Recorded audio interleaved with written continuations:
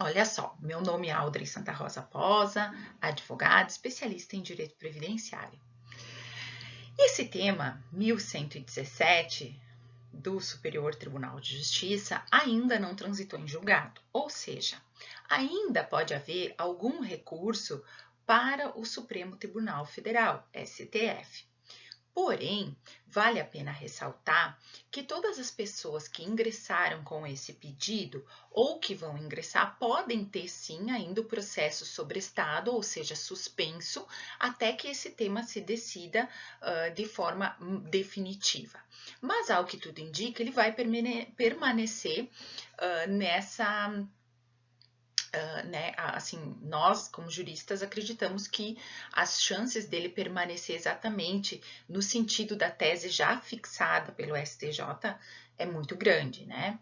Então, sobre o que especificamente trata esse tema? Vejam só no quadro aqui ao ladinho, que vocês podem ver que a questão, né, que foi submetida a julgamento nesse tema, se refere ao prazo decadencial para revisar um benefício previdenciário, tá? O que é um prazo decadencial? São aqueles 10 anos que a pessoa tem para revisar o seu benefício, certo? Significa o quê? Que aquela pessoa que teve uma reclamatória trabalhista, que eventualmente essa reclamatória trabalhista se estendeu no tempo e nesse tempo já teria passado os 10 anos, né, para a pessoa revisar o seu benefício previdenciário. Bom, já passou 10 anos. A princípio deu decadência, não posso mais revisar. Porém, eu tive uma reclamatória trabalhista que somente encerrou, não cabia mais recurso, só transitou em julgado. Vamos exemplificar aqui há 5 anos atrás. Bom, se há 5 anos atrás, embora os meus 10 anos do início do meu benefício previdenciário já tenham passado, já tenham transcorrido, esse tema diz o quê? Que os meus 10 anos, então vai ainda haver a decadência, mas eles vão contar a partir do trânsito em julgado daquela reclamatória trabalhista. Então, em vez de já ter passado o prazo de decadência, ele vai ser contado os 10 anos a partir do término daquela ação trabalhista.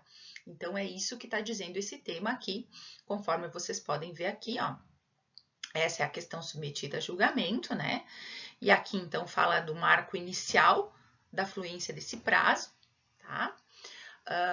E também, no caso aqui, tem a determinação de suspensão da tramitação de todos os processos, né, que ainda estejam pendentes aqui, individuais ou coletivos. E também teve a participação dos amicus curiae, né, especialmente do Instituto Brasileiro de Direito Previdenciário, que apresentou memoriais. Mais recentemente, o IEPREV também se habilitou, né? Então, são institutos que prestam um relevante serviço para toda a comunidade, né? Para que os direitos fundamentais sejam efetivamente cumpridos, seja garantida a eficácia desses direitos. Então, é muito bom para toda a sociedade que exista essa figura e que esses institutos nos representem como sociedade também, reforçando os argumentos a favor, então, não só da legalidade, mas principalmente da sociedade. Então, inclusive, no decorrer desse voto foi citada, né, foram citados vários trechos dessa defesa, desses memoriais, né, desses argumentos apresentados pelo IBDP. Então, foi muito bom, como sempre, aliás, as manifestações do Instituto, né, ao qual, aliás, eu também sou associada e convido a todos os colegas que eventualmente nos assistem e que queiram se associar, né? É muito bom porque nós recebemos boletins informativos semanais sobre todas as decisões mais interessantes no Brasil e na área, claro, né? Afetadas aí a área do direito previdenciário. E também tem acessos a programa de cálculo, descontos em cursos, congressos e, principalmente, a gente auxilia justamente a defesa dessas teses, né? Desses recursos aí para que profissionais de extrema qualificação do IBDP possam fazer esse trabalho em prol da sociedade. Então, fica aqui meus parabéns a toda a equipe. Então, aqui é só um trechinho da ementa que eu trouxe aqui para compartilhar com vocês, alguns pontos principais para que a gente possa detalhar um pouquinho como é que foi, o que aconteceu nesse processo, né? Então, vejam bem. Era, como nós falamos aqui, sobre a inclusão de verbas aí de reclamatória trabalhista para fins de revisão do benefício previdenciário e a questão da decadência, se teria havido ou não. Então, vejam o que aconteceu nesse caso. A questão que foi submetida ao STJ diz respeito à definição do termo inicial da fluência do prazo decadencial quando houver pedido de revisão da RMI, para incluir verbas remuneratórias recebidas em ação trabalhista nos salários de contribuição que integraram o período básico de cálculo do benefício, né? Aqueles salários que entraram no cálculo do benefício, né? Então, quando essas verbas da reclamatória tiverem influência direta sobre aqueles salários que entraram no cálculo do seu benefício. Às vezes pode haver o quê?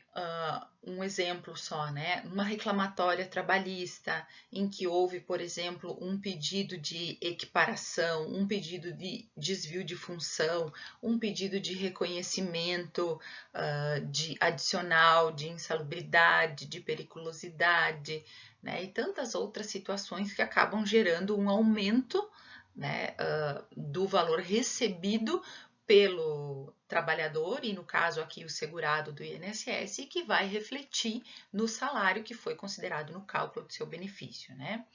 Então, a controvérsia desse processo, né, dos autos, refere-se à imposição do Instituto da Decadência, né, quando já passou o prazo para pedir revisão, sobre o pedido de revisão do benefício previdenciário. Matéria que se enquadra, sim, como dizem aqui, na competência do Superior Tribunal de Justiça, e não sobre o ato de concessão, tema que foge à alçada desta Corte de Justiça, senão seria do Supremo Tribunal Federal, conforme decisão, né, aí citada do Supremo Tribunal Federal, com repercussão geral, inclusive. Então, continuando, a jurisprudência do STJ tem reconhecido que o termo inicial da decadência nos pedidos, aliás, de revisão do benefício com base em sentença trabalhista é o trânsito em julgado do decisum, ou o que seria? Da decisão proferida na reclamatória trabalhista, né? Esse é o início da contagem do prazo. O reconhecimento judicial na seara trabalhista deve ser considerado o nascedouro do direito potestativo ante a incorporação de verbas ou de tempo de contribuição ao patrimônio jurídico do trabalhador. Exatamente. Então, o benefício, digamos assim, auferido numa reclamatória trabalhista pode não ser só em relação a salários, a aumentos, vantagens pecuniárias, e sim pode ser em relação a tempo de contribuição, tempo de serviço, né? Antigamente denominado. Então, por exemplo, uma ação trabalhista que visa a reconhecer um vínculo, por exemplo, né? Trabalhei sem carteira e eu entro com uma reclamatória trabalhista, esse meu direito é comprovado, e aí eu posso então pedir a revisão do meu benefício previdenciário, porque eu tive um aumento do meu tempo de contribuição. Por isso a importância também de, inclusive, em situações em que se faz acordos na Justiça do Trabalho, que são muito comuns, e até mesmo em decisões finais, né, proferidas por magistrado, é muito importante que se tenha aí a discriminação das verbas ou de todas as vantagens auferidas pelo trabalhador, para que o juiz possa dar ação previdenciária ou que o INSS possa verificar aí exatamente as verbas, porque se por exemplo, nos casos em que é realizado um acordo simplesmente por danos, né, e fica lá registrado que é só indenizatórias as verbas, acaba não refletindo aí no seu benefício. Então, fica aqui um alerta para que, inclusive os profissionais, os colegas advogados, procurem sempre aí discriminar as verbas, né, as verbas remuneratórias, embora isso possa ocasionar eventualmente algum ônus para a empresa, no sentido, né, de verbas previdenciárias, porém é muito importante para o trabalhador no sentido de aumentar aí o seu benefício previdenciário, sua aposentadoria, né? Então, prosseguindo, o ajuizamento da ação reclamatória justifica-se pelas seguintes razões. Primeiro, de acordo com o artigo 29 da Lei 8.213, que é a lei que trata dos benefícios previdenciários, o salário de benefício consiste na média, aí ele está explicando como é que normalmente é calculado, né? Consiste na média aritmética dos maiores salários de contribuição no período contributivo, que incluem os ganhos habituais do segurado empregado e os aumentos homologados pela Justiça do Trabalho. Vejam bem, aqui era a média dos maiores antes da reforma, certo? Agora é a média total dos salários desde julho de 94. Então, segundo a lei previdenciária, garante o recálculo da renda do segurado empregado que, ao tempo da concessão do benefício, não podia aprovar os salários de contribuição, como dispõe o artigo 35 da mesma lei, né? E terceiro, a atuação judicial do trabalhador em busca de seus direitos, desde que reconhecidos, traz reflexo positivo também sobre a esfera de competência da autarquia, no caso o INSS, que poderá cobrar as contribuições referentes ao vínculo trabalhista reconhecido judicialmente nos termos do artigo 22, inciso 1 da Lei 8.212, que é a lei de custeio. Então, aqui está dizendo que, inclusive, né, há várias razões, entre elas o fato de que a autarquia, o INSS, também pode cobrar da empresa aí o que tiver de verbas que eventualmente a empresa não tenha recolhido, né? Então, a partir da integralização do direito material pleiteado na ação trabalhista transitada em julgado, o segurado poderá apresentar requerimento para revisão de benefício na via administrativa, no prazo previsto legalmente no caput do artigo 103 dessa Lei 8.213, né? Então, quer dizer, a partir da integralização desse direito, então, ou seja, quando ele realmente entrou, digamos assim, para o patrimônio jurídico do trabalhador, né? Quando isso se tornou definitivo, transitou em julgado a reclamatória trabalhista. Então, a partir dali, vai contar.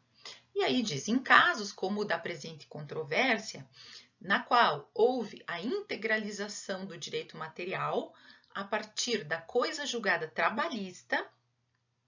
Aqui lembrando, nós temos um vídeo sobre coisa julgada na questão do auxílio acidente. Vai aparecer uma tagzinha aqui ou aqui, vocês podem estar conferindo. Trata um pouquinho aí da coisa julgada, mas aqui está falando da coisa julgada trabalhista, né? Então, a exegese mais consentânea, o que quer dizer isso? Então, a interpretação, né, mais de acordo, digamos assim, com o princípio da segurança jurídica e o respeito às decisões judiciais é manter a jurisprudência segundo a qual o marco inicial do prazo decadencial deve ser o trânsito em julgado da sentença da Justiça do Trabalho. Então, aqui, no final, houve a fixação de uma tese pelo STJ, que foi aqui a tese já fixada, tá? Que, eventualmente, em caso de recurso para o STF, pode haver alguma alteração.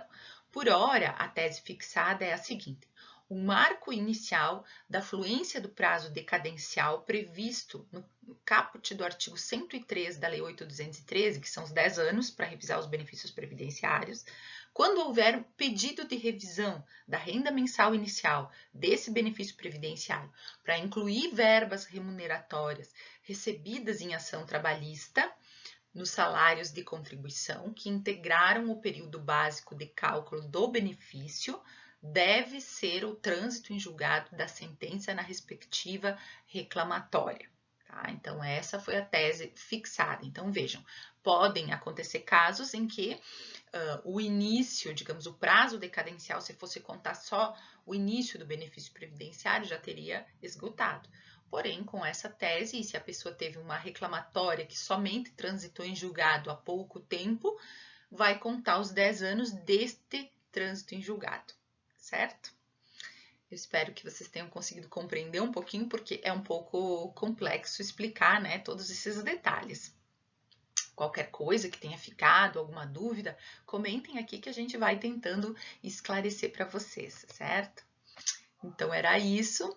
Se vocês gostaram, deixem seu like, se inscrevam no canal, compartilhem com quem tiver interesse. Por hoje era isso. Fiquem com Deus e até a próxima.